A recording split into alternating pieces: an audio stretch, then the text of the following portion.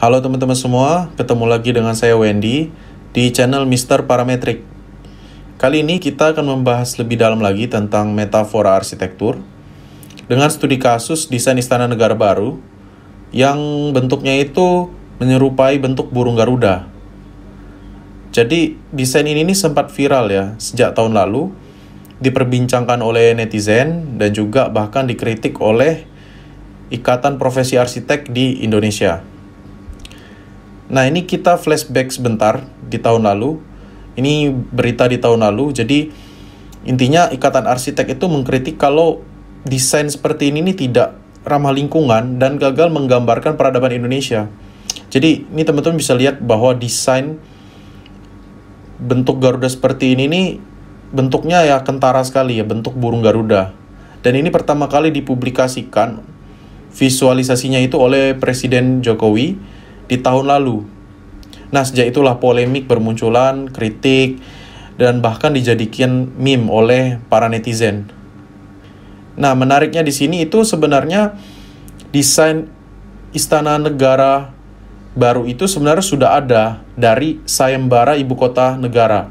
Jadi beberapa tahun lalu sebenarnya pemerintah sudah melakukan sayembara Ibu Kota Negara yang di dalamnya sudah termasuk ada desain Istana Negara. Dan gambar kanan atas itu adalah desain Istana Negara dari pemenang sayembara juara satunya. Tapi tidak tahu mengapa pemerintah melakukan sayembara lagi khusus untuk desain Istana Negara baru. Dan ketika sayembara yang kedua dilakukan, yang terpilih adalah desain dengan bentuk burung Garuda seperti ini. Nah, di sayembara yang kedua itu, Kementerian PUPR itu punya 3 syarat. Intinya, istana itu harus mencerminkan kemajuan peradaban bangsa, ramah lingkungan, dan futuristik. Nah, jadi disinilah ya sudah ada syarat utamanya. Namun, arsitek atau Ikatan Profesi Arsitek itu menganggap desain berbentuk burung Garuda itu tidak mencerminkan syarat-syarat utama tadi. Nah, ini Pak Rana itu Ketua IAI mengatakan kalau pembuatan gedung desain yang seperti ini kesannya itu hanya mementingkan metafora ya atau citra, sebuah pendekatan yang mulai ditinggalkan. Nah, ini yang ingin kita bahas di video ini. Salah nggak kalau kita melakukan pendekatan metafora arsitektur dalam katakanlah dalam proyek kita atau teman-teman mahasiswa arsitek pengen mengeksplorasi melalui pendekatan metafora, masih relevan nggak ya? Atau salah nggak ya? Nah, ini yang akan kita bahas. Dan menariknya, desain Istana Negara baru ini yang bentuknya burung Garuda ini adalah hasil karya Pak Nyoman. Pak Nyoman ini adalah seniman patung yang menurut saya karyanya cukup legendaris ya. Jadi Pak Nyoman ini yang kreatornya gedung Wisnu Kencana di Bali. Dan beberapa proyek-proyek monumen itu ada di beberapa kota besar. Ya, ada 2 masalah lah di sini ya yang menjadi sorotan terkait dengan metafora dan terkait dengan latar belakang Pak Nyoman yang bukan arsitek. Nah, ini saya sudah menemukan satu jurnal menarik yang membahas tentang metode metafora atau metode analogi bentuk dalam arsitektur. Judulnya ini, masih relevankah metode analogi bentuk bagi arsitektur sekarang? Ini teman-teman bisa cek sendiri jurnalnya di Sinektika ya. Cukup menarik. Saya sudah baca hampir semuanya. Jadi di sini intinya itu begini teman-teman. Kita langsung ke kesimpulan. Dikatakan bahwa sebenarnya esensi analogi atau metafora dalam arsitektur itu adalah upaya sebenarnya yang dilakukan arsitek untuk mewujudkan hal yang sifatnya itu tersirat atau implisit menjadi jelas atau eksplisit. Jadi arsitek di zaman dulu itu berusaha untuk mencoba mengutarakan hal yang sulit diutarakan. Nah, ini contohnya ya. Jadi di jurnal ini dibahas dengan contoh cukup menarik sih. Salah satu contohnya adalah ini, gereja. Jadi bagaimana arsitek di zaman dulu mencoba memetaforakan kehadiran Tuhan di dalam tempat ibadah. Jadi dibuatlah desainnya seperti ini. Cahayanya di atas seolah-olah itu ini dianggap Tuhan ya, karena Tuhan dianggap sebagai matahari yang menyinari bumi. Jadi itu pemikiran arsitek di masa lampau, berpikirnya seperti ini. Nah, kalau teman-teman lihat, ini kan bentuknya pun tidak langsung mengikuti bentuk objek, misalnya kayak bentuk manusia atau bentuk hewan, tidak kan. Tetapi teman-teman lihat di sini bagaimana arsitek itu menata jendela sedemikian rupa di ketinggian berapa sehingga sinar yang ditimbulkan tuh bisa kesannya seperti ini, ray of light gitu. Jadi disinilah di kesimpulannya dikatakan bahwa intinya upaya untuk mewujudkan hal yang tersirat menjadi jelas. Menjadi jelas itu ya bisa diwujudkan oleh desain arsitektural melalui geometri, struktur bangunan, dan sebagainya.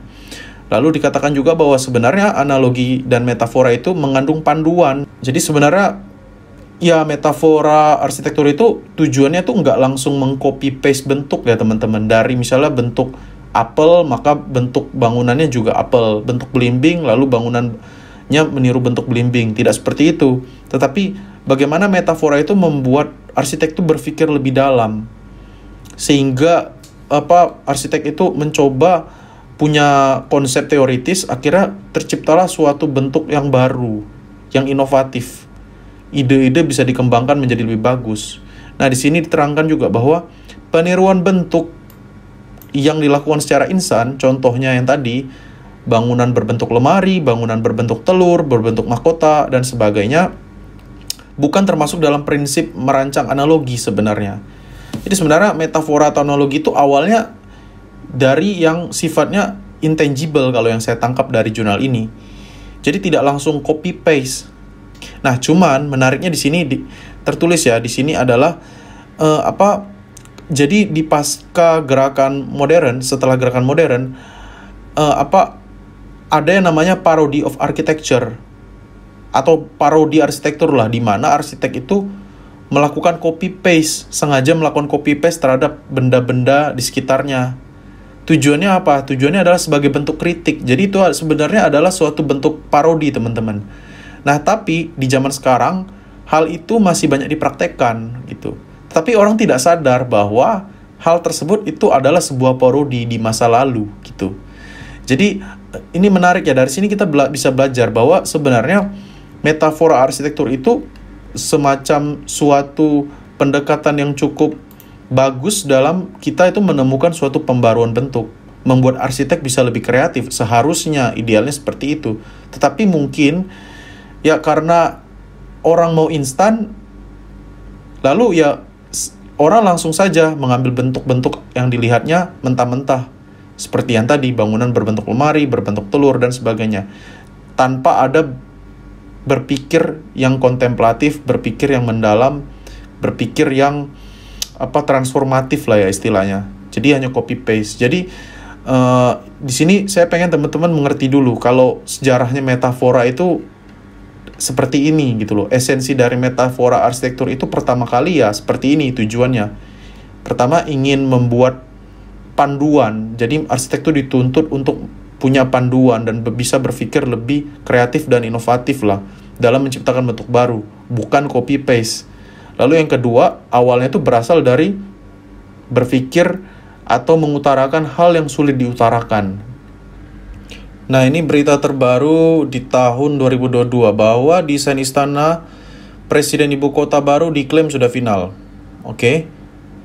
Nah, ini kita mencoba ya teman-teman untuk melihat sudut pandang atau perspektif dari desainernya, yaitu Pak Nyoman. Jadi Pak Nyoman pun di sini saya tangkap dia punya alasan yang cukup kuat atau punya pemikiran yang cukup mendalam ya. Kenapa dia memilih bentuk Garuda? Apa sih gunanya gitu? Nah, di sini dia dikatakan bahwa burung Garuda itu memberikan impresi ikonik. Keunikannya ini nanti diharapkan bisa menarik perhatian para wisatawan, mendorong tumbuhnya perhotelan, sarana transportasi, hingga kios-kios cenderamata gitu kan. Lalu Garuda Pancasila sebagai pemersatu bangsa menjadi inspirasi Istana Garuda sebagai istana kepresidenan. Istana presiden yang sekarang itu merupakan warisan zaman kolonial. Jadi dari sini tuh kelihatan bahwa kita punya identitas baru. Kita tidak mau terpengaruh oleh warisan zaman dulu lah, kolonial. Kita pengen punya inspirasi yaitu burung Garuda yang mungkin representasi dari peradaban bangsa Indonesia. Di sini kita bisa melihat bahwa Pak Nyoman pun punya alasan yang kuat kenapa dia memilih bentuk burung Garuda ya, dan cukup menarik.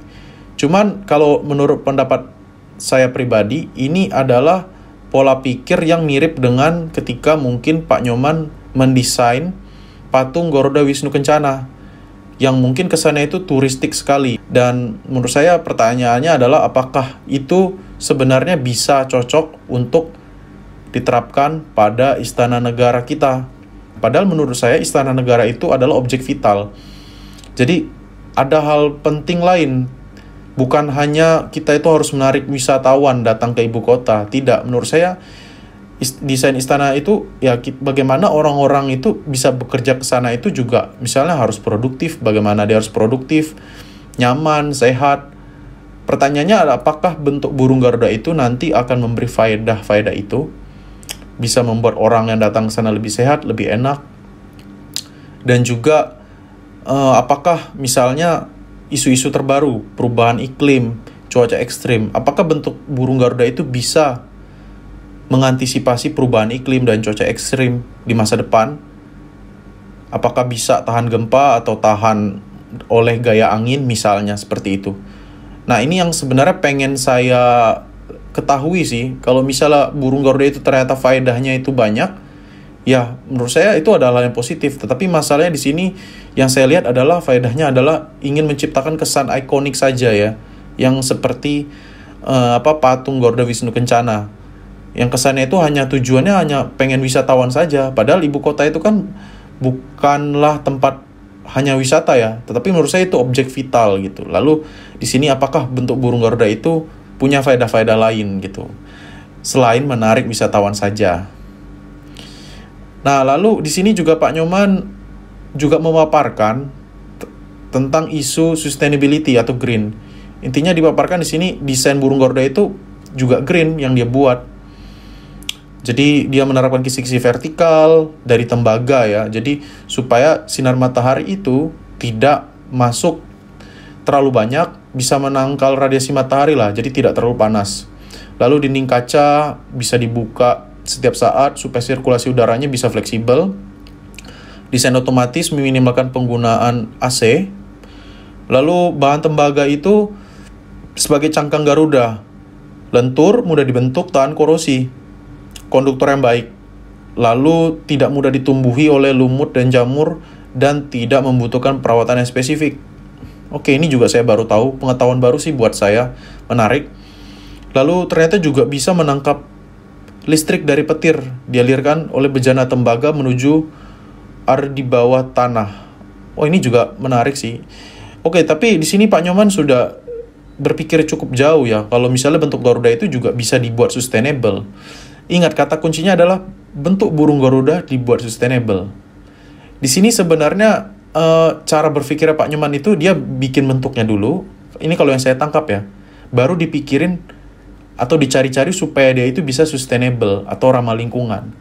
Nah, menurut saya inilah yang membuat mungkin para arsitek itu cukup merasa resah ya. Karena mungkin kayak terkecoh. Ketika arsitek itu mendesain bangunan, apalagi harus disuruh sustainable, maka yang difikirkan arsitek adalah bukan bentuknya dulu, tetapi bagaimana arsitek itu melakukan riset yang mendalam. Apa sih sustainability, dan hingga akhirnya bisa menemukan bentuk yang cocok. Jadi arsitek itu dia berpikir sustainable itu sejak desainnya, sejak awal desain. Tetapi di sini Pak Nyoman dia berpikirnya saya lihat terbalik. Jadi dia bentuk dulu, baru dicari-cari supaya sustainable. Nah, ini menurut saya yang cukup menjadi akar atau penyebab mengapa arsitek itu resah menurut saya di sini ya. Nah, ini saya menemukan bacaan yang cukup bagus buat dijadikan bahan pembelajaran ya teman-teman, dari Klapeyron Media. Jadi ini ada Bapak Jatmika Adi Surya Brata, salah satu dosen arsitektur UGM, yang diminta oleh media ini untuk membantu menelaah desain Garuda. Nah, Pak Jatmika sendiri itu punya background yang relevan dan cukup keren sih. Dia itu adalah Grand Building Specialist dan juga Thermal and Energy Simulation Specialist. Jadi dari sini kita bisa melihat bahwa background-nya Pak Jatmika ini bisa melihat atau menilai lah desain Istana Garuda ini dari sudut pandang ramah lingkungan atau sustainability. Nah, di sini ada komentar yang saya highlight yang cukup menarik dari bacaan ini. Itu Pak Jatmika ditanya, benar sustainable kah atau dipaksa sustainable desain Istana Garuda ini ya? Nah, Pak Jatmika sendiri mengutarakan bahwa ia tidak yakin kalau desain Garuda ini terlahir dari pemikiran yang sustainable. Karena yang difokuskan dalam proses pendesainan adalah bentuk burung Garudanya. Bisa saja setelah bangunan ini jadi, baru akan diadakan riset bagaimana supaya bangunan berbentuk Garuda menjadi rendah energi. Nah, di sini menariknya teman-teman, kita bisa melihat bahwa pendekatan yang dilakukan arsitek dan seniman itu berbeda sekali teman-teman. Nah, kalau misalnya Pak Nyoman tadi, dia mungkin berpikirnya bentuk dulu Garuda, baru diakalin atau dicari cara supaya bentuk Garuda ini bisa sustainable. Misalnya seperti tadi, penerapan kisi-kisi vertikal, lalu apalagi jendelanya bisa dibuka tutup, lalu mengadopsi sistem yang bisa otomatis, misalnya seperti itu ya. Nah, kalau arsitek, dia tidak berpikirnya bentuk dulu. Dia berpikir dulu, sustainable itu prinsipnya apa saja, asasnya apa saja, indikatornya apa saja.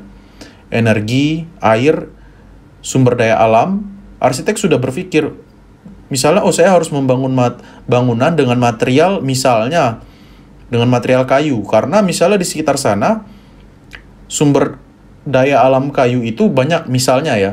Sehingga nanti bahan bangunan itu tidak perlu impor. Kalau tidak perlu impor atau tidak perlu didistribusikan dari daerah lain, berarti apa? Saya sudah bisa menghemat biaya untuk transportasi, saya bisa mengurangi jejak karbon, mengurangi emisi. Jadi arsitek itu berpikirnya lebih jauh lagi ya. Lalu dia tidak hanya berpikir bagaimana bentuknya, tetapi bagaimana apakah iklim di sana bagaimana? Panas, berangin, lembab, sehingga bentuk bangunannya pun harus menyesuaikan iklim. Nah, pertanyaannya apakah bentuk burung Garuda itu bisa menyesuaikan iklim? Saya tidak tahu ya, misalnya apakah ada perubahan cuaca ekstrim, apakah ini dipertimbangkan oleh desainernya. Sedangkan arsitek itu harus berpikir sustainability itu dari banyak aspek ya, dari aspek sosial, energi, air, lingkungan, dan seterusnya. Jadi di sini ya teman-teman bisa melihat ada dua perbedaan mendasar antara desain yang sustainable dengan bangunan yang sustainable. Desain yang sustainable ya itu adalah hasil pola pikir dari banyak aspek. Ada energi, air, sumber daya alam, sehingga dirumuskanlah bentuk yang sustainable itu seperti ini. Formasi ruangnya seperti ini, proporsi jendelanya seperti ini, bahan materialnya adalah ini, bentuk atapnya seperti ini, orientasi bangunnya seperti ini. Lalu itu adalah hasil pemikiran desain yang sustainable. Dia berusaha mensintesiskan hasil riset dan analisis dari banyak aspek. Tetapi kalau bangunan yang sustainable, belum tentu dari desain yang sustainable. Bangunan yang sustainable bisa saja ya bangunan yang dimodifikasi atau diakalin. Bagaimana dia bisa jadi sustainable? Misalnya kacanya diganti dengan kaca yang high-tech, yang bisa menghalangi sinar matahari misalnya. Lalu bisa diinstal solar panel, dikasih pembangkit listrik tenaga angin, dan seterusnya. Bisa dikasih teknologi-teknologi yang canggih lah, atau material bahan bangunan yang canggih, sehingga bangunan ini bisa jadi sustainable atau rendah energi. Tetapi ini belum tentu dari desain yang sustainable. Jadi di sini saya pengen teman-teman membedakan desain yang sustainable dengan bangunan yang sustainable, itu dua hal yang berbeda ya. Nah, tapi di sini Pak Jatmika juga ya tidak meragukan kemampuan Pak Nyoman ataupun seniman lainnya untuk berkecimpung di dunia arsitek. Pak Jatmika pun juga ya senang dengan karyanya Pak Nyoman, yaitu kalau tidak salah desain masjid di Istana Negara, desain masjid di Ibu Kota Negara Baru itu cukup bagus menurut Pak Jatmika. Nah, ini pendapat lain juga dari Bapak Jatmika. Intinya itu Bapak Jatmika sendiri merekomendasikan untuk desain istana itu lebih baik mengikuti aja lah ya dari desain Ibu Kota Negara yang sudah disayembarakan sebelumnya. Karena sayembara yang pertama itu bagus karena transparan, melibatkan masyarakat. Disaring oleh tokoh dari berbagai latar belakang seperti seniman, akademisi hingga ahli. Nah, di sini tuh saya melihat kalau desain sayembara Yang pertama itu, yang ini ya, yang teman-teman bisa lihat yang ini, yang kanan atas. Ini kan kita bisa lihat bentuk atapnya ada kesan adatnya, tetapi modern. Jadi intinya apa? Jadi mungkin di sini arsitek yang ikut sayembara sebelumnya itu sudah melakukan riset yang mendalam. Bentuk seperti apa sih yang bisa diterima masyarakat lokal gitu. Dan ketika saya misalnya adalah masyarakat lokal di sana, mungkin saya akan lebih respect ya, dan saya akan bangga ketika misalnya Istana Negara itu dibangun mirip-mirip dengan rumah adat tradisional di daerah saya. Jadi dalam hal ini ya mungkin arsitek pun yang sudah melakukan pendalaman, penelusuran lebih jauh juga memiliki data-data ini. Mereka tahu watak masyarakat di sana, keadaan sosialnya bagaimana, sehingga bentuk yang cocok untuk desain Istana Negara baru adalah yang seperti tadi, yang bentuknya rumah adat ini ya. Kesannya seperti rumah adat, tapi modern. Menurut saya akar permasalahan polemik ini itu ada dua. Yang pertama itu ketidakkonsistenan pihak penyelenggara sayembara dengan syarat utama yang mereka buat. Dalam hal ini desain Istana Garuda itu monumental, unik, atraktif, dan out of the box menurut saya. Tetapi pertanyaannya, apakah ini cerminan syarat utama? Karena syarat utamanya ini menekankan bahwa desain yang mencerminkan kemajuan peradaban bangsa, ramah lingkungan, dan futuristik. Nah, kalau misalnya saya melihat kalau yang dipilih adalah bentuk bangunan yang atraktif, unik, dan ikonik, dan itu adalah preferensi desain yang diinginkan oleh pihak penyelenggara, seharusnya itu juga dituliskan dari awal, sehingga sehingga arsitek yang mengikuti sayembara ini tidak terkecoh. Lalu kejadian ini juga merefleksikan akar permasalahan yang sudah sangat mendalam ya di Indonesia menurut saya, bahwa sebenarnya profesi arsitek itu seringkali dianggap remeh oleh masyarakat awam. Kejadian ini cukup merefleksikan hal tersebut. Jadi bahwa ya yang namanya arsitek itu tukang gambar, yang arsitek itu adalah desainer bentuk supaya bangunan itu kalau dibangun kelihatan estetis atau lebih bagus dari luar saja. Padahal arsitek itu harus berpikir bagaimana bangunan tersebut sehat, dapat diterima oleh masyarakat sekitar, dan masih banyak aspek-aspek lainnya. Nah, dan inilah yang biasanya tidak dilihat oleh orang-orang awam. Jadi, pada pembahasan kali ini, apa yang kita bisa pelajari tentang metafora dalam arsitektur? Di sini, metafora dalam arsitektur itu salah atau tidak sih? Penerapannya bagaimana? Sejauh mana kita bisa menerapkan metafora? Nah, di sini kita bisa belajar dari pembahasan yang tadi itu bahwa sebenarnya penerapan metafora menurut saya ya baik-baik saja diterapkan, asalkan kita tahu dulu prioritasnya. Seberapa besar bangunan itu menuntut untuk menjadi bangunan yang ikonik atau atraktif. Kalau kita mendapat proyek rumah, mungkin ya kita tidak perlu menggunakan pendekatan metafora. Lalu kita juga harus mengerti bahwa sebenarnya esensi metafora di awal itu adalah untuk mengekspresikan hal yang sulit diutarakan atau intangible. Jadi sebenarnya metafora yang copy-paste jangan sampai kita lakukan, yang langsung mengambil mentah-mentah bentuk objek lalu kita metaforakan dalam bentuk desain arsitektur kita. Intinya juga metafora itu tujuannya itu supaya arsitek itu bisa berpikir lebih kontemplatif, lebih kreatif. Kita menjadikan itu sebagai panduan untuk mengembangkan konsep supaya ada bentuk-bentuk baru. Ini kalau teman-teman lihat di nomor 3 ini kan bentuk mata, tapi kan dia tidak mentah-mentah bentuk mata kan. Dia hanya ya dari kisi-kisi lalu ada peneduhnya, jadi seolah-olah bentuk mata. Ini cukup membantu arsitek dalam mengembangkan bentuk. Dan ini akhirnya terjadilah bentuk yang unik. Dia tidak mengambil bentuk mata ini mentah-mentah. Nah, kalau yang nomor 4 ini bentuknya mentah-mentah. Bentuk biola dan piano benar-benar sama persis. Nah, kalau ini ya semua orang, anak kecil pun bisa membuat desain seperti ini. Kita tidak perlu arsitek untuk membuat seperti ini. Dan yang terakhir itu faedah metafora. Apakah sekedar estetis atau ada faedah lain? Jadi misalnya kalau mau metaforakan bentuk piano atau biola ini, faedahnya apa? Apakah dia bangunan ini akan menjadi lebih kuat terhadap gempa, menjadi bisa tahan angin? Nah, sebelum saya akhiri video ini saya mau memberi contoh yang cukup unik dan lucu bahwa ini bukan bangunan real ya, tapi beberapa orang iseng-iseng sketsa. Jadi terinspirasi membuat bentuk bangunan dari objek-objek sekitar. Ini apakah hal yang baik atau tidak baik?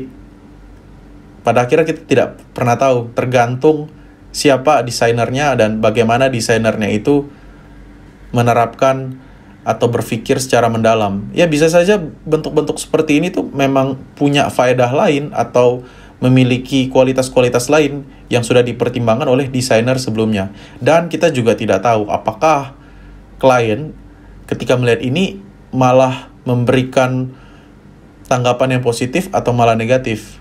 Pada akhirnya kita tidak pernah tahu. Jadi ya, menurut saya itulah dunia desain ya. Pada akhirnya kita tidak tahu apakah desain yang kita bangun itu atau yang sudah kita buat itu bagus di mata klien. Mungkin kita sudah merasa bagus, tetapi pada akhirnya klien bilang tidak bagus atau minta direvisi, ya kita tidak bisa berbuat apa-apa. Dan juga sebaliknya, kadang-kadang kita tidak yakin atau kita malah ngasal, malah klien suka. Dan itu yang selalu akan ada di dunia desain, khususnya di dunia desain arsitektur. Oke teman-teman, sekian video dari saya. Pembahasan kali ini cukup panjang, tapi semoga ini berguna dan bisa menjadi bahan pembelajaran buat kita semua, khususnya teman-teman mahasiswa arsitektur. Saya tutup, see you, bye-bye.